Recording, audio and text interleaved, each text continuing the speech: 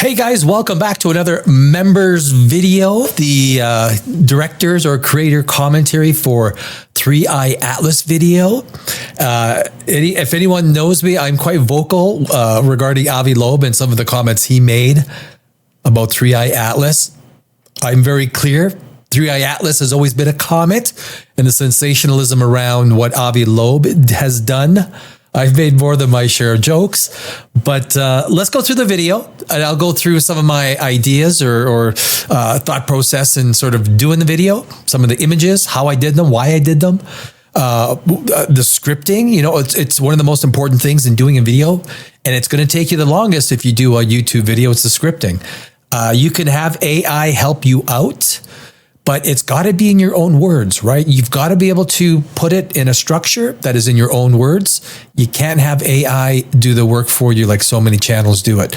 The system, YouTube, can detect that stuff. And you're going to sound robotic. So you got to be able to take structure, create videos, scripts out of it, so you can get these videos done in your own words. That's really important. It really is. So let's fire this up. Something alien was moving through our solar system. The object was called 3IAtlas. It was racing through our solar system at 130,000 miles per hour and would make its closest approach to Earth on December 19th, 2025. And you know, one of the most important things, and it's something that I always struggle with, and I think every creator struggles with it, especially for YouTube, where attention spans are getting shorter and shorter, and I think shorts have got a lot to do with that. People just aren't, watching as much long form videos as a percentage. So you always ask yourself, what's the opening line and what are the next 2 or 3 lines that gets them hooked? Like, why do they want to stay and watch the whole video? There'll be so many times where I will go back and forth. The premise on this video was that it's all about December 19th, right? That was the closest that 3IAtlas was going to get to Earth. And Avi Loeb made a big deal out of it. So this is basically what this video was about. It's like, well, what happened? Did we see the aliens? Did the Cylons come out of 3IAtlas? And all of the evidence that we've had, everything, the whole anti-tail thing, which has always been, and that's basically just heavier particles coming off of the comet that isn't affected by the solar wind. Therefore, it creates its own distinctive tail. And when you get in the right angles, it looks like it's, going in a more than interesting direction. But anyway, starting the video, those first 3 or 4 lines, it is so critical. A date that many said would be significant. By the time December 19th was circled on calendars, this wasn't just an astronomical event. It was a story waiting to break and spread across the globe. 3IAtlas first appeared in survey data as a fast-moving object on a trajectory that didn't belong to our solar system. Its path was... And you guys probably know that 3IAtlas, the clickbait videos that were out there, crazy. Almost impossible to compete with them unless you did clickbait yourself, like sensational, like you basically lied. And I refuse to. I absolutely refuse to. So, but you have to make it interesting, right? What is it about this alien object, interstellar object, that was so interesting? And so many things were twisted and spun. To me, again, the most important things after the script is the images, right? And it is so hard to get good video stock that you want to capture a particular image. When it comes to things like comets and things like that, you won't get anything exactly that you want. You'll have to compromise on a lot of different things. AI is not good with doing stuff in space. You could get a few things that will sort of capture that idea what you're trying to get in your video. It's going to be tough. So if you're doing your own videos, understand it's going to be tough. So don't think that oh my God, this is so hard. Everyone goes through that. it's hard finding the visual resources to fully tell the story in an 8 or 9 minute video. Hyperbolic, meaning it wasn't orbiting around our sun the way normal comets do. It was passing through our planetary neighborhood after traveling trillions of miles and most likely billions of years. This placed 3IAtlas into a rare and exclusive group of known intergalactic objects.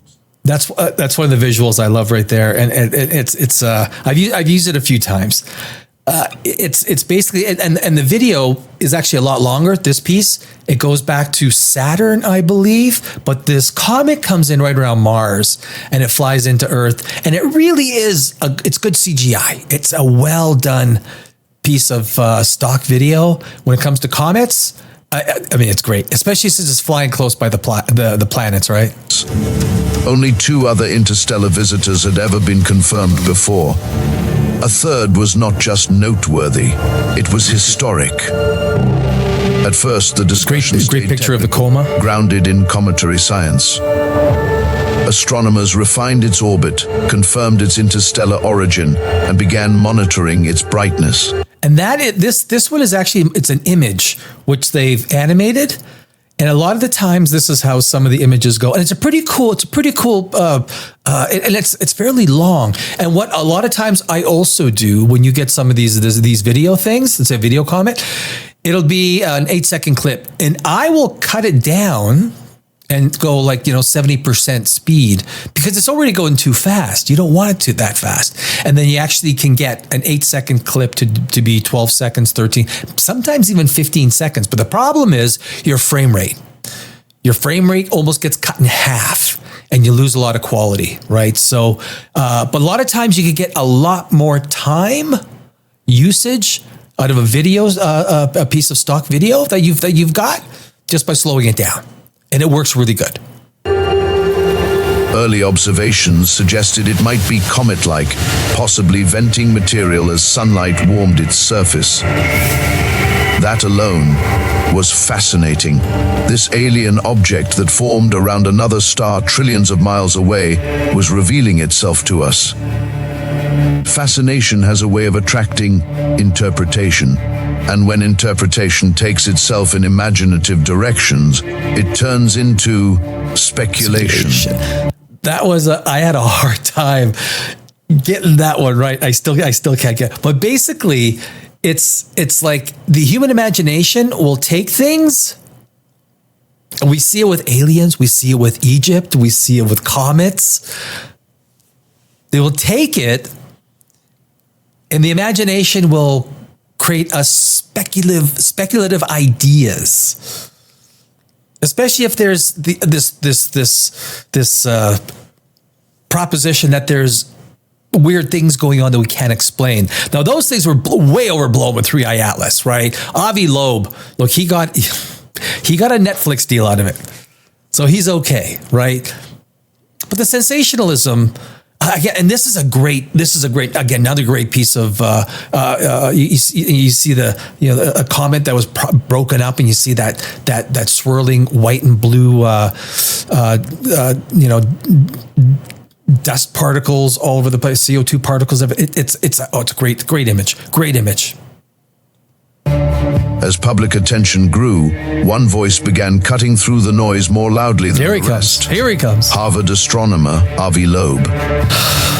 Loeb was already well known for his controversial stance on Oumuamua. Yeah, he messed. First confirmed alien interstellar object. He messed up on that one as well. He really did. In that case, he argued that certain unusual features could be consistent with artificial origin, which is ridiculous.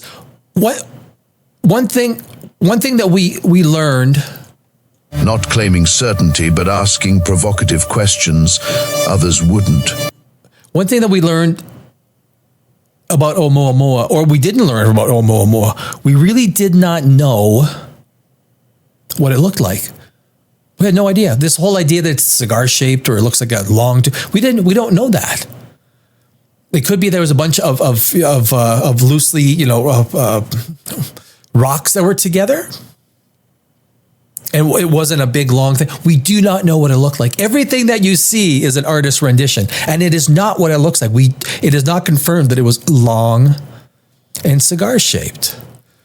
But basically, Avi Loeb capitalized, sensationalized, profited on creating something that out of nothing. Not that it was nothing. It was pretty amazing that it was an alien interstellar object, which is pretty amazing in itself. But he sensationalized it. He profited. He got his Netflix deal. Loeb suggested that 3IAtlas's trajectory, timing, and behavior justified considering non-natural explanations. He raised the possibility, carefully framed but unmistakable, that it could be alien technology. Not a rock, not a comet, possibly a probe, possibly a piece of equipment. And of course, I got this, and I decided not to AI this to try and create I think maybe I tried once, I didn't like it. I thought, you know what? A lot of times, an image just works better for whatever it is. Everything doesn't need to be a video. Still images are powerful. And if you're doing a video, use them because they can take up some great slots and it's easier to put them together. You just want to make sure you just don't want an image just standing there. You want to zoom in on it slowly. And then if there's two in a row, you want to zoom back in on it. So that you're creating this, you're working with the imagery, like you're zooming in. You just don't want a still image. If you're making one of your own videos, just a still image to sit there. It's got to have motion. So you zoom in very slow, or you can start in closer and you zoom out to 100%. Either way is okay, but you just don't want images to sit there. And like I say, a lot of times images are going to work better for you because a lot of times they're more artistic. They feel more, you can look at this image and study it, right? The viewer can look at it and study it. They can stop it. They can, take it. So anyway, when you're doing your own video, I like using images, a mixture of video and images. I think it creates a dynamic that works really well for the viewer. Equipment designed to pass through star systems, gathering data as it went. He even speculated that it could release smaller objects or behave in unexpected ways as it approached the inner solar system. That it may even have an internal propulsion system that may explain why the object exhibits what he described as irregular acceleration.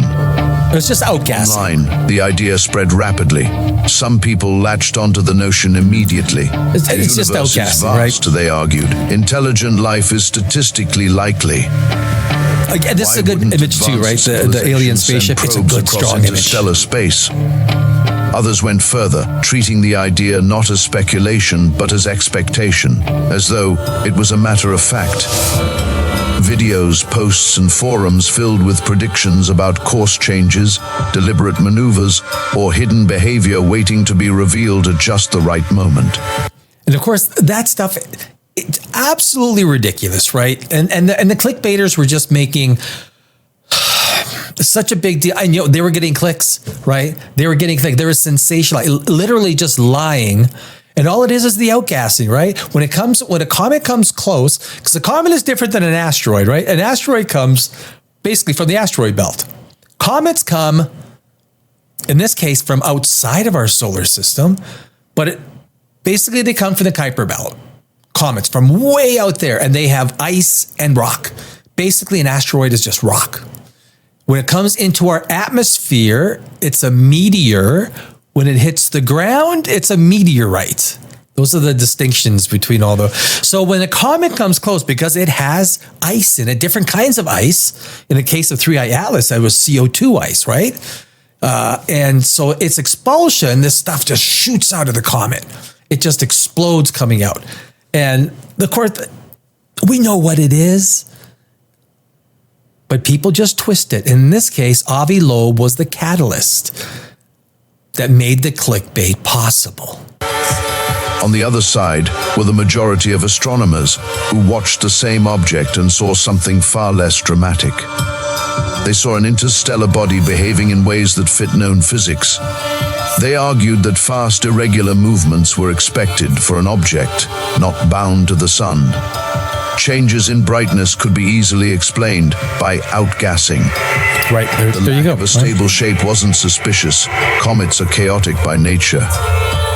To the science community, 3IAtlas was unusual, but it wasn't alarming or appeared to be an alien spaceship. This divide created tension, not because one side had proof and the other didn't, but because the same data was being interpreted through two very different lenses. One lens asked, "What is the simplest explanation?" It's a nice image as well. The other asked, "What if 3IAtlas is more than what it appears? A lot more." So, is 3IAtlas an alien comet that has traveled trillions of miles, or alien technology that has been intentionally sent? So extraordinary claims require extraordinary evidence. If you're going to even, especially a scientist, right? And I think this is what upsets so many astronomers, astrophysicists, cosmologists, physicists around the world from what Avi Loeb did. I mean, he lost all credibility. He lost it with Oumuamua. He really lost it with 3IAtlas. But if you're going to make crazy extraordinary claims, you got to have not just, oh, it might be, it could be. Well, yeah, but then that is no way. I mean, that's not how science works. He turned 3IAtlas into a circus show. On a lot of days. He turned it on YouTube, it turned into a circus. I mean, it was ridiculous. Both sides stated their cases as December 19th loomed over it all. There wasn't any danger to our planet. 3IAtlas was never on a collision course with Earth. But it was the moment of closest approach, the point where telescopes would have their best view. That's a great image. This is great stuff, especially for comets. You see how it's coming in, and it's going so fast. I think it was almost 160,000 miles per hour, way too fast for the sun to be able to catch it. But you look at the sun's gravity. Look how it comes through and it goes right out. It's not like it did a big loop or a U or a half U or anything like that. It was affected gravitationally, and then it left. Its speed. It's going so fast. There's no way that our sun can catch it. But that's a great, and now you see near the top, you see it's coming up for Jupiter near the top as it's leaving the solar system. Hey, look, it's going to spend 10,000 years in our solar system. 10,000 years, it will be in our solar system. Do you really think it's an alien craft? But on March 16th or 14th, March 16th, it will be the closest approach to Jupiter. And I'll guarantee you, leading into that, it is going to be clickbait hell on YouTube. If anything strange were going to happen, this was when it would happen. As December 19th drew closer, the speculation grew louder. The idea that something had to happen became part of the story itself. To the millions watching, December 19th felt like a test, a line being fought between imagination and reality.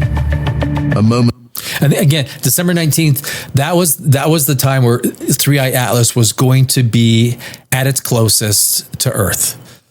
I forgot how many miles or kilometers. I think it's about 168,000 miles, I believe it was.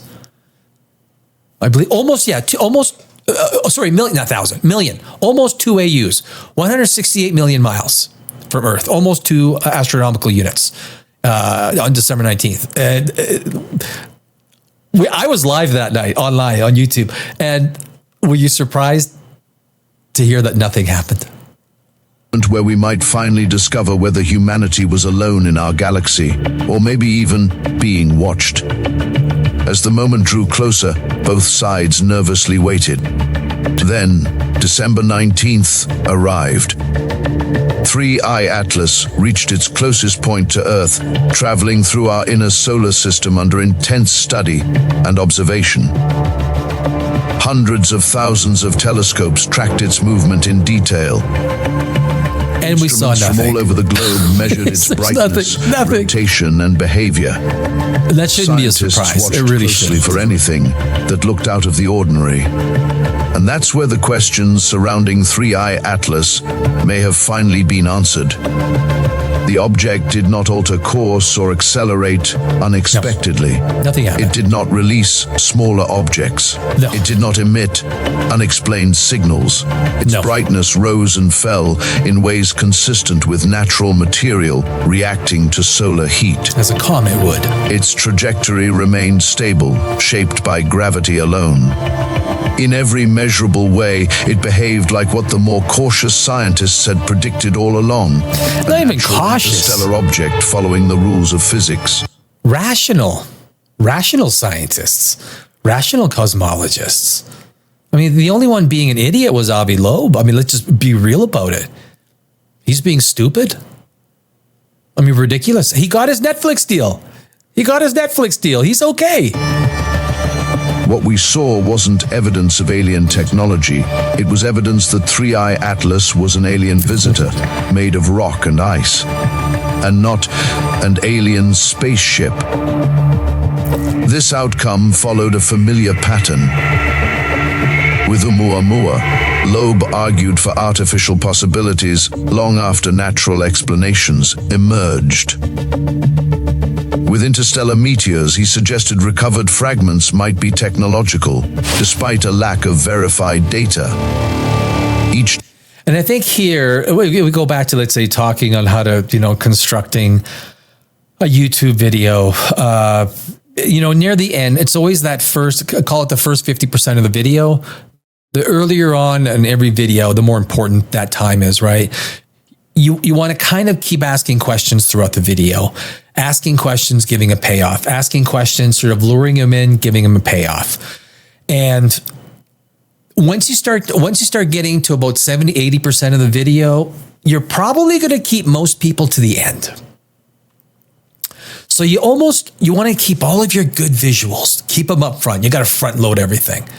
And make sure your script is tight. When you start getting to the back end, you can start reusing some visuals because it reinforces those things. It's actually a very good, plan, a very good idea to reuse some of those visuals that you used in the beginning. It reinforces those things that you were talking about early on in the video.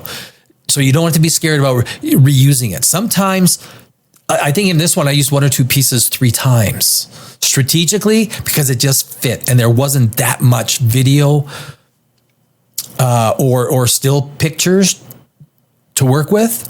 Time is also an issue. You want to release a video by a certain time, a certain date, certain day. So it all works into creating and building the video. All the while, you're always working and changing the script. So if you're got to go back and change 2, 3, 4 lines, even after the video parts are done, do it. Like you got to do it. The script and what you're saying is so critical to the entire context of the whole video, right? Do it. Time, speculation raced ahead of evidence, fueled by the human desire for something more than rocks and equations. That doesn't mean curiosity is wrong. Without curiosity, science stagnates. But curiosity without restraint turns discovery into theater.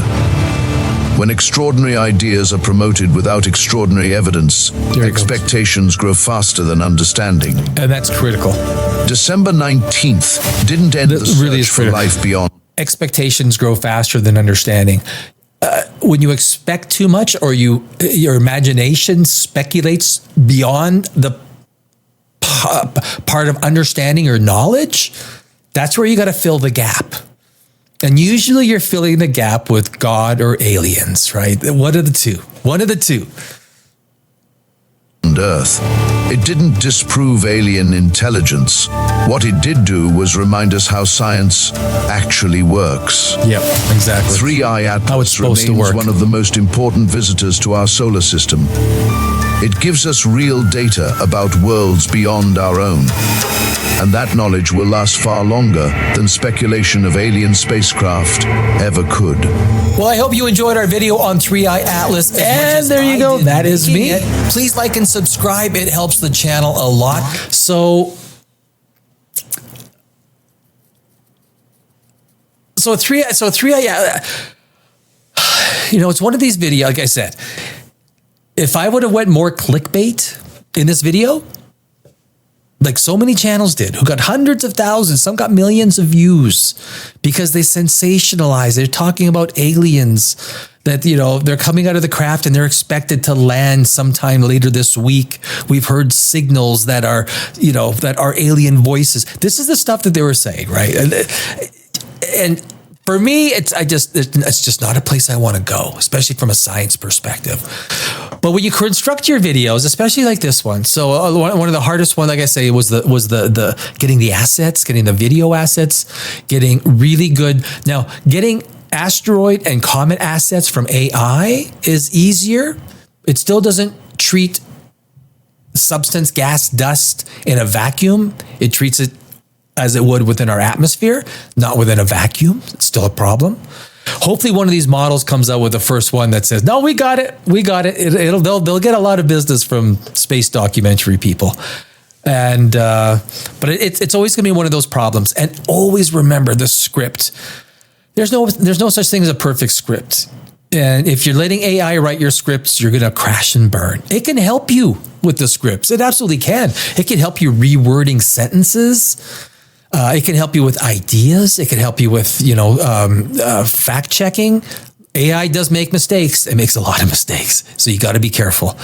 But constructing these videos in a way, and then of course the music. I use Artlist. I use artlist.io. That's what I use. I found that their music is really good. I also have a unlimited on Adobe Stock. So I get the images, I got the music, and I also have Vecteezy. There's a few things that I use. Shutterstock, 4 or 5. That I can always go to and get various assets from. But usually most of my music is from Artlist. And look, it's going to take time to put the music together. At least take 2-3 hours. Find some tracks. You might want to use one track where you mix it, keep repeating it. You mix it cleanly all the way through. There's ways of doing that. In one of the videos, I'll show you some of the ways that I mix in easily, seamlessly when you're just using one song on an 8, 9, 10-minute video.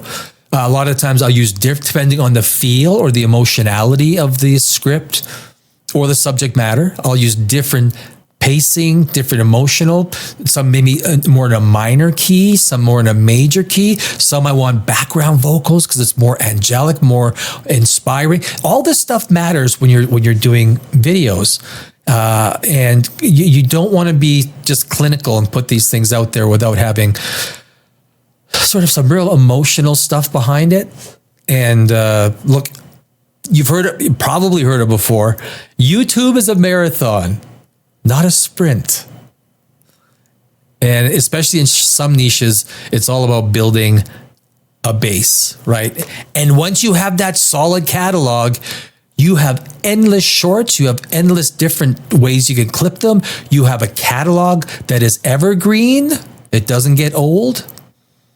So make them good. Even though they don't get great views to start, it's so important because having that catalog is so critical because once it's there, you got it, right? It's there. So anyway, guys, my name is Danny Alex. I am with Dimension Zero. Thanks for being a member. I'm going to have a lot more of these coming up, a couple every single week. So stay tuned. Glad you're a member. Any questions, let me know. Fire them my way. And I will see you in our next one. Cheers.